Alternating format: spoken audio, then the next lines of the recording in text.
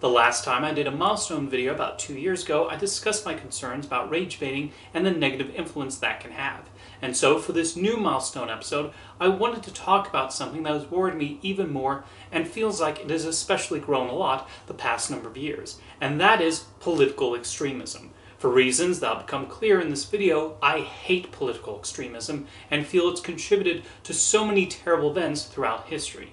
Now, if you're someone who watches my videos and has no interest in my political views, this is going to delve a lot into that. So I will completely understand if you decide to click off and watch one of my many other videos instead. A question you might have is where I personally lean politically, and I would consider myself a liberal moderate, which means I hold a lot of liberal viewpoints, but I reject more extremist positions. This has led me to get hateful comments said to me by both extremes of the political aisle. I had someone on the far right call me a Marxist, which is hilarious considering my views on communism.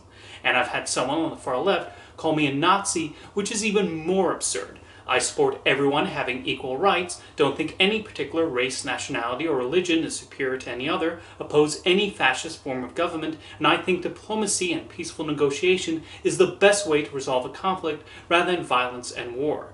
If there's a problem that needs to be resolved, the way to do it is sitting down, having a mature and rational conversation, and figuring out a solution that hurts the least amount of people. It feels like nowadays a lot of people think the way to resolve an issue or express their views on something is to just yell and name call and break things, but that does not solve anything. I think the best system of government is a liberal democracy, because whatever problems might arise, they're a lot more fixable in a liberal democracy than in a fascist dictatorship or communist regime. Like I said before, political extremism has led to so many horrible events. Probably the most famous example is the rise of Nazism that occurred in Germany in the 1930s. Hitler came to power by scapegoating any group he did not like, with particular emphasis on Jews, and putting the blame for the country's problems on them. This racist ideology resulted in the Holocaust, where 6 million Jews, along with the LGBTQ community, black people, the disabled, the Romani, and other groups the Nazis disapproved of, were exterminated. On the other side, you have the communist Khmer Rouge regime, which took over Cambodia in the 1970s and required everyone under their control to follow a rigid way of thinking. They ordered anyone who did not follow the ideology to be killed, which totaled in the millions and became the Cambodian genocide. Even when you have these atrocities throughout history, there are those who struggle to learn from them. I've seen a surprising amount of young people romanticize the Troubles in Northern Ireland. The Troubles were a horrible period with so many needless deaths. The Irish Republican Army did a lot of terrible things, and the British Army was not exactly innocent either. But do you know what helped end the Troubles? British and Irish politicians decided to put an end to the violence and bloodshed by sitting down, talking, negotiating, and eventually signing the Good Friday Agreement. Not to say there's not still animosity between the two groups, but the violence went down considerably after that agreement was made. There are many examples of two countries or specific groups fighting each other until they eventually decide they're better united and make an effort to stop being enemies. The closest the Israel-Palestine conflict came to being resolved were the Oslo Accords. The meetings surrounding the Accords involved the Israeli and Palestinian leadership actually talking and discussing with one another and negotiating to figure out the best way to create peace. It even got to the point where Israeli Prime Minister Yitzhak Rabin and Palestinian President Yasser Arafat shook hands in front of US President Bill Clinton. It seemed like this decades-long conflict would finally be coming to an end. As is plainly obvious, the Oslo Accords fell apart and peace was not achieved. Why? A major reason was because of extremists on both sides who opposed the agreement, and the actions led to a series of events which culminated in the Second Intifada, when thousands of Israelis and Palestinians were killed. I feel a major element common in political extremism is stubbornness, as people so entrenched in a certain ideology cannot seem to realize the issues of it and stick to it. I often think of a scene in the film Downfall, which is about the fall of the Third Reich. There's a moment when Nazi Germany is clearly losing the war, and while the Russian army is closing in, a father walks up to a group of Hitler youth and tells them to go home and just live the rest of their lives. However, they've been so indoctrinated into this terrible extremist position and ideology that they stubbornly refuse, even though it's plainly obvious they're on the losing end. Spoiler alert, they don't make it to the end of the film. So is it possible for extremism in a society to go away? It absolutely is. When the Allies took over Germany following the end of World War II, there was an effort to rid a lot of the country of its fascist mindset. Of course, this did not happen overnight. However, at a certain point, several Germans decided becoming a fascist dictatorship was stupid. Let's never do that again.